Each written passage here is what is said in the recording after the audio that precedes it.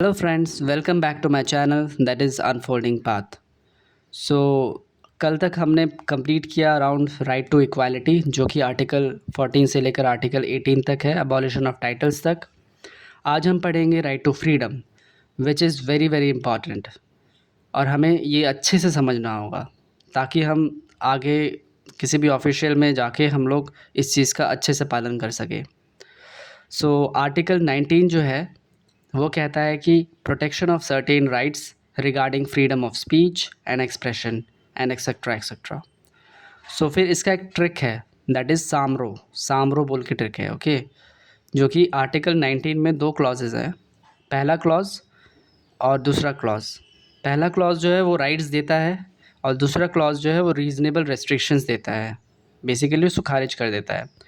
सो जो कि नील कर देता है, राइट। तो लेट अस सी आर्टिकल 19 जो है, all citizen shall have the right to freedom of speech and expression. और ये जो है ये हॉलमार्क ऑफ डेमोक्रेसी है कि आपके पास फ्रीडम है स्पीच कुछ भी बोलने का और कुछ भी एक्सप्रेस करने का अपने हिसाब से। That is your fundamental right, okay.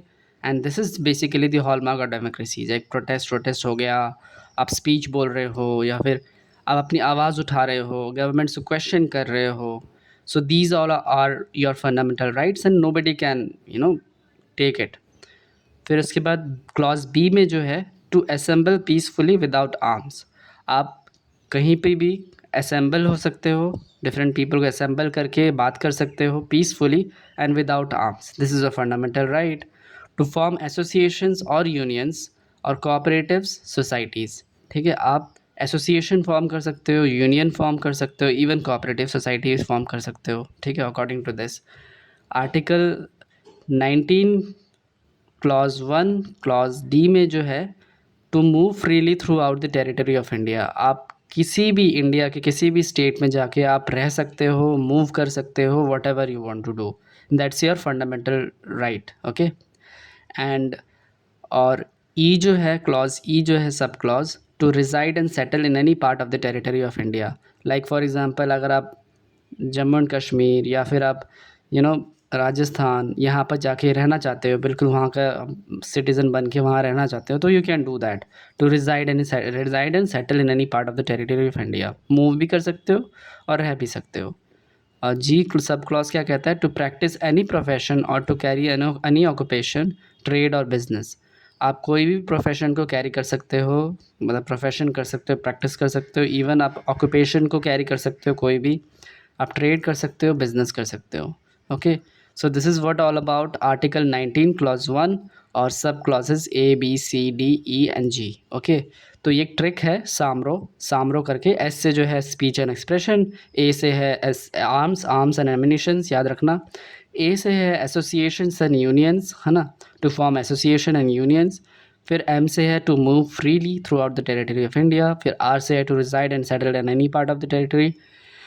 ओ से है occupation, trade and business and to practise profession, ठीक है, एनी प्रोफेशन। सो याद रखना सामरो करके, okay. So this is what the trick is. And आते हैं क्लॉज 2 में, आर्टिकल 19 सब क्लॉज 2। इसमें क्या है कि रीजनेबल रिस्ट्रिक्शंस दे रखा है। Reasonable restrictions can be imposed in the interest of public order. अगर पब्लिक ऑर्डर हार्म हो रहा हो, याद रखना ये सब बहुत इंपॉर्टेंट है। एग्जाम में डायरेक्ट क्वेश्चंस आ जाते हैं कि रीजनेबल रिस्ट्रिक्शंस किस किस थ्रू से होता है, right. Public order, decency, morality, sovereignty, integrity, defamation, contempt of the court. अगर कंटेम्प्ट ऑफ द कोर्ट हुआ तो फिर रीजनेबल रिस्ट्रिक्शन लग जाएगा इन सब में। अगर डिफेमेशन हुआ तब भी रीजनेबल रिस्ट्रिक्शन लग जाएगा इन सब के केस में। अगर इंटीग्रिटी में हार्म हुआ तब भी रीजनेबल रिस्ट्रिक्शन लग जाएगा। सॉवरेनिटी में हार्म हो रहा है तब भी रीजनेबल रिस्ट्रिक्शन लग जाएगा। मोरालिटी में हार्म हो रहा है तब भी, डिसेंसी में तब भी, और पब्लिक ऑर्डर में भी तब भी, ठीक है। सो याद रखना, public order, decency, morality, sovereignty, integrity, defamation, contempt of the court, ठीक है। So just remember all this things. Hidden rights under article 19 के अंदर कुछ हिडन राइट्स भी हैं। According to the case of Anuradha Bhasin versus Union of India case 2020 में, right to internet को भी इंक्लूड कर दिया था किस में, आर्टिकल 19 में। राइट टू इंटरनेट, हमारे पास राइट टू इंटरनेट है, राइट। और Rajnarayan versus state of UP 1975 में राइट टू इन्फॉर्मेशन आरटीआई को भी इंक्लूड कर दिया गया, ठीक है। और यहाँ पर आपने ध्यान दिया होगा ABCDEF होना चाहिए ना, F कहाँ गायब है? तो F बेसिकली गायब हुआ था इस टाइम पे जब 1978 में 44th कॉन्स्टिट्यूशनल अमेंडमेंट एक्ट लाया गया, तो राइट टू प्रॉपर्टी को हटा दिया गया था। तो right to property article 19F clause F में राइट टू प्रॉपर्टी था, जिसको ओमिट कर दिया गया 44th कॉन्स्टिट्यूशनल अमेंडमेंट 1978 के तहत, ठीक है। और 97 कॉन्स्टिट्यूशनल अमेंडमेंट एक्ट के तहत right to form cooperative societies इसको लाया गया, जो कि एसोसिएशन और यूनियंस था, बट कोऑपरेटिव सोसाइटी को भी ऐड कर दिया गया किसके तहत? 97 कॉन्स्टिट्यूशनल अमेंडमेंट एक्ट के तहत, ठीक है। To form a cooperative society under article 19 clause 1 and sub clause C, ठीक है। C कोऑपरेटिव सोसाइटी याद रखना। अब आते हैं article 20 which is quite very important, क्योंकि आर्टिकल 20 और 21 दो ऐसे आर्टिकल हैं जो कि इमरजेंसी के टाइम पे भी इनको हटाया नहीं जा सकता, ठीक है। तो फिर आर्टिकल 20 क्या कहता है? Protection in respect of conviction of offences, ठीक है। अगर आपने कोई ऑफेंस किया है उसके लिए उसके रेस्पेक्ट में अगर आप कन्विक्ट हो तो फिर आपको प्रोटेक्ट किया जाता है, ठीक है। कैसे प्रोटेक्ट किए जाते हैं? 3 चीज़ों से, 3 क्लॉजों से। तो पहला क्लॉज है आर्टिकल 20 का, जो कि नो एक्सपोस्ट फैक्टो लॉ है। इसमें क्या होता है कि कोई भी person shall be subject to penalty, कोई भी पर्सन शैल बी कोई भी पर्सन लाइक फॉर एग्ज़ाम्पल अगर किसी ने क्रिमिनल ऑफेंस अभी किया है, जो कि कभी क्रिमिनल ऑफेंस कहा ही नहीं गया उस चीज़ को, तो मान लो पहले किया था और अभी उसका लॉ बन रहा है बाद में जाके, तो फिर इसका मतलब ये नहीं कि उस जो क्रिमिनल ऑफेंस पहले किया था उसको अभी सज़ा मिलेगी आफ्टर मेकिंग अ लॉ। तो ये चीज़ नहीं हो सकता, ठीक है। No person shall be subject to penalty greater than the prescribed by law in force when the crime was committed, ठीक है। जब क्राइम कमिटेड किया था उससे ज़्यादा उसको पनिशमेंट नहीं मिल सकता, ठीक है। मान लो आपने कोई क्राइम किया था पहले, ठीक है, 10 साल पहले, तो उस टाइम पे उस क्राइम की सज़ा थी 3 साल, ठीक है, 3 साल जेल में काटना पड़ेगा। लेकिन अभी प्रेजेंटली क्या हुआ, उसी लॉ को अमेंड किया गया और अमेंड करने के बाद बोला गया कि वो 3 साल नहीं, वो 5 साल होनी चाहिए। तो इसका मतलब ये नहीं है कि आपके पास 2 साल और आपका सज़ा आपको काटना पड़ेगा, ऐसा नहीं है। 3 साल था, 3 साल उस टाइम पे था, इसलिए उस टाइम पे हुआ। अब नो एक्सपोज फैक्टो लॉ, ठीक है। अब कोई एक्सपोज फैक्टो लॉ मतलब बाद में कोई लॉ को आप बना रहे हो फिर उसके बाद आप वापस उसको सज़ा दे रहे हो, ठीक है, तो ये चीज़ नहीं चलेगा, ठीक है। एंड ये सिर्फ ओनली क्रिमिनल लॉ में होगा, ठीक है, ओनली क्रिमिनल लॉ में, जुडिशल पावर, जुडिशल लॉ में, इन सब में नहीं, ओनली क्रिमिनल लॉ में, ठीक है, सिविल लॉ में नहीं होगा। No double jeopardy, double jeopardy मतलब a person must not be punished twice for the same offence. अगर आपने कोई क्राइम किया है या फिर कुछ भी किया है आपने, तो उसके लिए आपको सज़ा मिल गई, ठीक है। मान लीजिए आपको सज़ा मिल गई 10 साल की, आपने सज़ा 10 साल की काट ली। इसका मतलब ये नहीं कि आपने वापस जब उसको कुछ क्राइम किया तो वापस आपको उसी क्राइम के लिए 10 साल की सज़ा काटनी पड़ेगी, ऐसा कुछ नहीं है, ठीक है। No double jeopardy, a person must not be punished twice for the same offence. एक ऑफेंस के लिए आपको दोबारा मतलब नहीं सज़ा काटनी पड़ेगी, राइट।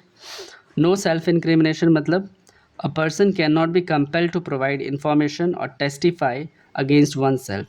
मान लीजिए आपको कोई भी जाके बोलता है कि भाई तू गवाही देना कि तूने मर्डर किया है, ठीक है, मैं तेरे को 10 करोड़ रुपए दूंगा, ठीक है, आप मान जाते हो। फिर आप कोर्ट में जाते हो, आप बोलते हो कि सर मैंने ही मर्डर किया है, बाकी कोई भी दोषी नहीं है, मैं ही दोषी हूँ। तो ये चीज़ नहीं चलेगा, ठीक है, ये बिल्कुल भी नहीं चलेगा। आप खुद ही गवाही देके खुद ही बोलते हो कि मैंने किया, ऐसा कुछ नहीं चलेगा। तो person can not be compelled to provide information और टेस्टिफाई अगेंस्ट वन सेल्फ, ठीक है। और उसको have to submit blood specimen और थंब इम्प्रेशंस अगर पूछा जाता है तो फिर ब्लड स्पेसिमेन या फिर थंब इम्प्रेशन आप दे सकते हो। Otherwise you are not allowed to give your own statement that I have done the murder and all, ठीक है। सो दिस इज़ व्हाट आर्टिकल 20, जो कि सस्पेंड कभी नहीं होता, even in emergency cases also इसको सस्पेंड नहीं किया जा सकता, ठीक है, आर्टिकल 20 को। अब आते हैं आर्टिकल 21।